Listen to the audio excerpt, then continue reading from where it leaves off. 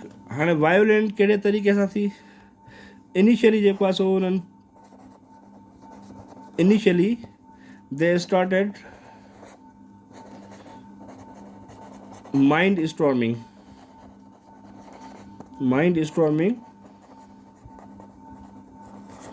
of the common peoples of the subcontinent. उन्हनि में तव्हांजा फार्मर्स अची विया, बिजनेसमैन अची विया, ऑफिसर्स अची विया, ठीकु आहे, मिलिट्री वारा अची विया। मिलिट्री जेका ब्रिटिश जी आर्मी हूंदी उन में लाज़मी कोन सभु ब्रिटिशर्स हुया, पर जेके नंढी लेवल जा सिपाही रैंक जा माण्हू हूंदा हुया तव्हांजा हिंदू या मुस्लमान हूंदा हुया, ठीकु आहे। हाणे हुननि छा कयो, सभ खां पहिरियां जेके हुते हारी हुया, बिजनेसमैन हुया, ऑफिसर हुया, मिलिट्री वारा हुया, उन्हनि सभिनी जो माइंड जेको आहे सो ब्रेन वॉश शुरू करणु ॾिननि त बाबा जेको आहे सो असांजा हीउ ज़ुल्म आहे। हाणे जेको आहे सो जेकॾहिं असां इहा मूवमेंट नथा लॉन्च कयूं त जापान असां ते हमिलो कंदो, ऐं जापान असां ते हमिलो कयो त अॼु असां ब्रिटिशर्स जा ग़ुलाम आहियूं, सुभाणे जापाननि जा ग़ुलाम थींदासीं। तंहिं करे जेको आहे सो अचो सभु जेको आहे हिकिड़ी गॾिजी मास मूवमेंट स्टार्ट कयूं त ब्रिटिशर्स खे तव्हां भॼायूं, ठीकु। हाणे इन मूवमेंट में छा थियो त क़ाइदे आज़म मोहम्मद अली जिन्ना जेको आहे सो इन्हनि जी मूवमेंट खे छा करार ॾिनो, anti Muslim action, anti Muslim action, ठीकु। क़ाइदे आज़म चयो त एंटी मुस्लिम एक्शन आहे, छो मुस्लिम एक्शन आहे, ऐं रिफ्यूज़ कयो त असां हिन मूवमेंट में तव्हां सां गॾु न आहियूं, refuse to join the movement. हाणे जॾहिं क़ाइदे आज़म रिफ्यूज़ करे छॾियो त डेफिनेटली क़ाइदे आज़म जी उन्हनि रिप्रेज़ेंटेशन जेको आहे सो लाहौर रेज़ोल्यूशन में ॾिठी हुई त क़ाइदे आज़म सां जेको आहे सो मुस्लमान केतिरी हद ताईं गॾु हुया। जॾहिं क़ाइदे आज़म उन्हनि खे रिफ्यूज़ कयो त पोइ उन्हनि छा कयो, वायोलेंस अगेंस्ट मुस्लिम्स स्टार्ट कयनि, ठीकु आहे, violence against Muslims.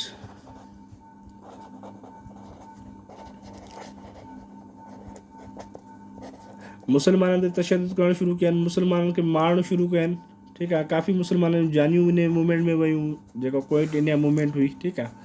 Violence start थी वई। ॿियो जेके उन वक़्तु सब कॉन्टिनेंट में रेलवे लाइनूं हुयूं, टेलीग्राफ जायूं हुयूं, रोड हुया, ब्रिजिस हुयूं, टेली कम्युनिकेशन जो जेको हुयो निज़ाम। हाणे जेके बि रेलवे स्टेशन उन्हनि तबाह करे छॾियूं, टेलीग्राफ जो निज़ाम तबाह करे छॾियो, पुलूं तोड़े छॾियनि, या टेली कम्युनिकेशन जा सॼा मवासिलाती तरीक़ा उन्हनि ख़तमु करे छॾिया त जीअं ब्रिटिश जो जेको आहे सो को कंहिंसां कॉन्टेक्ट न रही सघे, ऐं जेको आहे वधीक फोर्सिस वग़ैरह ब्रिटिश घुराए न सघे। इन करे उन्हनि हर शइ ते जेको आहे डैमेज करणु शुरू कयो, ऐं इहो जेको आहे सो इन मूवमेंट में इनखे काफ़ी मोट मिली पंहिंजे कांग्रेस खे, हिंदुनि जी कांग्रेस जेको आहे सो रिसीव्ड फुल सपोर्ट, ठीकु। फुल सपोर्ट हर तबिके मां मिलनि, हारियुनि मां मिलनि, ठीकु आहे। हारी जेके आहे उन्हनि सां गॾु थिया, मज़ूर उन्हनि सां गॾु थिया, लेबर उन्हनि सां गॾु थियो, ऑफिसर जेके उन्हनि जा हुया उन्हनि जूं उहे ॻाल्हियूं न पिया कनि जेके एंटी हिंदू ॻाल्हियूं हुयूं। जेके आर्मीअ में हुया या उन्हनि जी मिलिट्री में हुया उन्हनि खे चवंदा उहे हुकूमत तव्हां न मञो जेके असांजे ख़िलाफ़ु आहिनि, ठीकु आहे। उन्हनि मतिलबु का बि अहिड़ी ॻाल्हि न छॾी त जंहिंसां जेको आहे सो ब्रिटिशर्स खे असां वीक न कयूं, पर ब्रिटिशर्स जेको आहे सो उन ॻाल्हि खे फ़िलहालु त जेको आहे इग्नोर कंदा रहिया ऐं ॾिसंदा रहिया। पर ब्रिटिश जेको आहे so with the passage of time उन वक़्तु जेको आहे सो वर्ल्ड वार में फाथल हुई, ऐं जेको आहे उन्हनि खे फुल कंसंट्रेशन न पई ॾे, पर तंहिं हूंदे बि जेको आहे ब्रिटिशर्स छा कयो, उनखे हिकिड़ो तमामु सख़्तु जेको आहे सो रिएक्शन ॾिनो, स्ट्रॉन्ग रिएक्शन ॾिनो, ठीकु आहे। स्ट्रॉन्ग रिएक्शन जो नतीजो छा निकितो, जेका इहा वॾी मास मूवमेंट हुई इहा जेको आहे सो सफ़ा कूल डाउन थी वई, थधी थी वई, ठीकु आहे। उन्हनि जो रिएक्शन छा हुयो, उन्हनि पहिरियां त जेको आहे सो जेके मोस्ट प्रोमिनेंट लीडर हुया उन्हनि सभिनी खे अरेस्ट कयो, ठीकु। जेके वायोलेंस पिया कनि उन्हनि सभिनी खे फायर कराइनि, उन्हनि खे डायरेक्ट फायर ओपन कराइनि ॿारनि खे मारियोनि, ठीकु आहे। तक़रीबन उन में जेको आहे सो 10,000 माण्हू मर्डर्स थी विया, ठीकु आहे।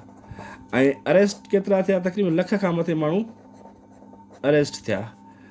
उन्हनि में जेको आहे सो मोस्ट प्रोमिनेंट नेहरू हुयो, गांधी हुयो, जेके प्रोमिनेंट लीडर हुया उहे सभु अरेस्ट थी विया। हाणे छा थियो, जॾहिं उहे सभु अरेस्ट थी विया त इहा जेका क्विट इंडिया मूवमेंट गांधी साहब हलाई, क्विट इंडिया मूवमेंट, जंहिंखे क़ाइदे आज़म मोहम्मद अली जना चयो त this movement is anti Muslim action, ऐं गांधी जो नारो हुयो क्विट इंडिया मूवमेंट, जना साहब जो नारो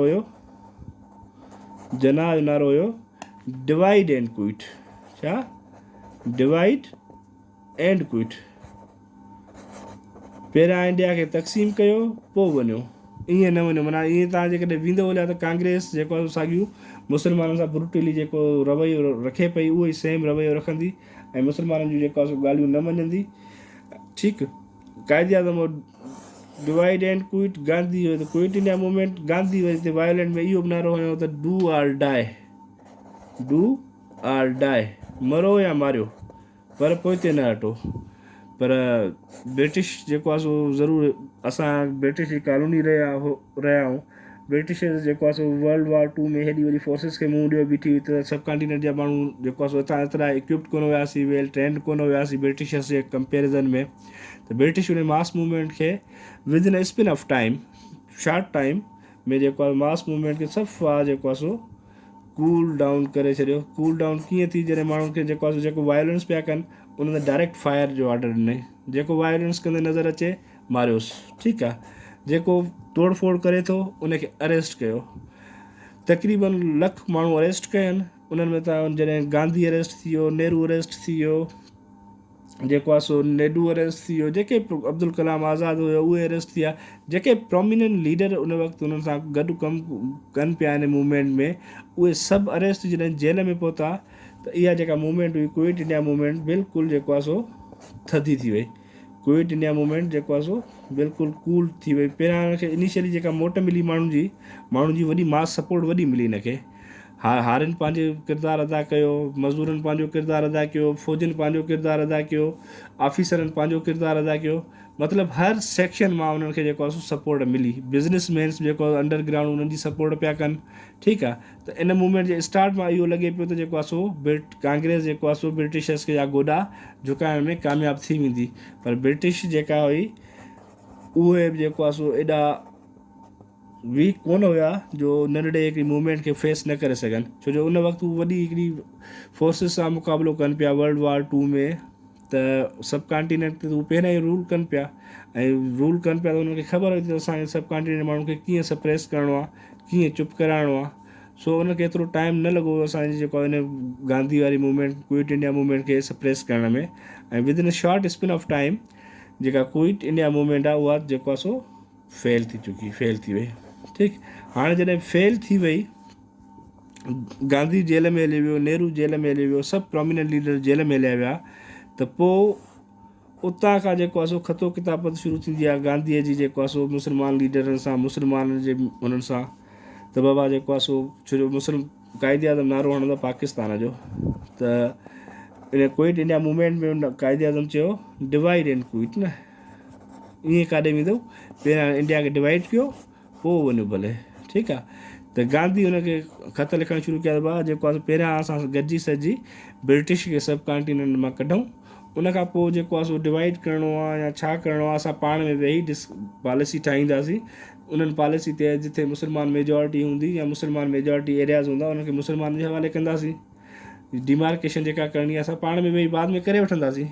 त जेको आहे सो फ़िलहालु ॿई जेको आहे सो यूनाइट थी करे इन्हनि खे जेको आहे सो असां ब्रिटिशर्स खे सब कॉन्टिनेंट मां भॼायूं, पोइ जेको मसइलो असां पाण में वेही रिज़ॉल्व करे वठंदासीं। ॿ भाइर आहियूं, ॿ भाइर मिली करे जेका शइ जीअं हिक ॿिए जे फेवर में ईंदी उहो थी वेंदासीं। पर हिते बि जेको आहे सो चए पई त जेको पावर ट्रांसफ़र थिए उहो फस्ट जेको आहे कांग्रेस खे थिए, फस्ट पावर ट्रांसफ़र कंहिंखे थिए, कांग्रेस खे। हाणे जॾहिं कांग्रेस खे पावर ट्रांसफ़र थिए हा त डेफिनेटली कांग्रेस ईज़ीली मुस्लमाननि जूं डिमांड्स पूरियूं कोन करे हा। ऐं क़ाइदे आज़म बि जेको आहे सो सियाणो माण्हू हुयो, जेको आहे सो क़ाइदे आज़म उन्हनि नेहरूअ जी हिननि जी गांधीअ जी ॻाल्हियुनि में न आयो ऐं क़ाइदे आज़म जो जेका असां मूवमेंट स्टार्ट कई आहे उन मूवमेंट खां असां हाणे पोइ हिते कोन हटंदासीं, ॾींहों ॾींहुं असांजो क़दम अॻिते हूंदो। ऐं with in a short span of time 3-4 साल जी स्ट्रगल खां पोइ जेको आहे सो क़ाइदे आज़म जी अनरेस्ट स्ट्रगल खां पोइ असां जेको आहे 1947 में जेको आहे सो हिकिड़ो इंडिपेंडेंट मुल्क हासिलु करे वठंदा आहियूं। ठीकु आहे, इहो जेको आहे सो क्विट इंडिया मूवमेंट हुई।